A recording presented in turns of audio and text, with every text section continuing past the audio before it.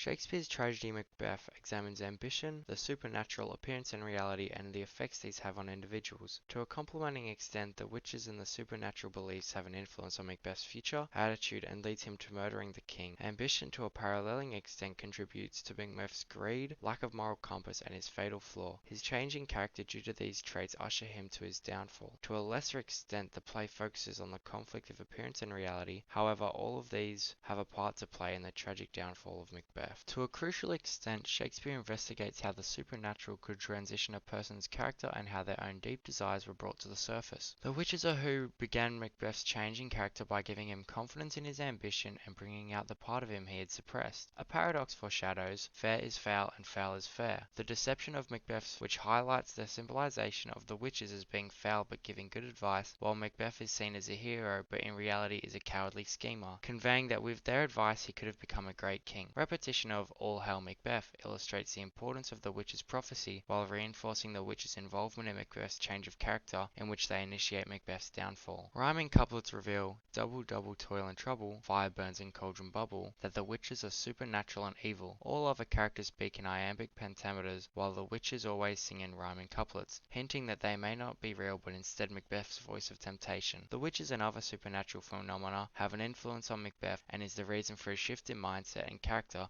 eventually leading to his downfall. To a comparable extent, Macbeth explores how an individual's ambition can lead to a devastating change of character and downfall. Macbeth's ambition drives him over moral boundaries to greed and is the primary reason for him becoming a tyrant. Foreshadowing of Macbeth's later actions exposes, as happy prologues to the swelling act of the imperial theme, his fatal flaw, ambition, and highlights his deep desires and greed. Personification of desires exemplifies, stars, hide your fires, let not light see my black and deep desires, his ambition and how it essentially has a mind of its own. Connotation of black as evil illustrates how his ambition is his fatal flaw and foreshadows his transition from morally good to bad. Sentence inversion, to be thus is nothing but to be safely thus, exemplifies Macbeth's fear of not being secure and safe as king, while also illustrating his jealousy of good qualities Banquo possesses and his family lineage to his throne. Macbeth's ambition is a key component for his downfall and becoming a corrupt, power-seeking tyrant. To a less extent, the character's actions and motivations were influenced by appearance and reality. Throughout the play, both Macbeth and Lady Macbeth experience hallucinations due to the guilt and fear they experience, which doesn't contribute significantly to their downfall. Symbolism of the dagger represents, is this dagger which I see before me, the handle toward my hand, themes of guilt and intended murder, while the hallucination of the dagger reflects evil,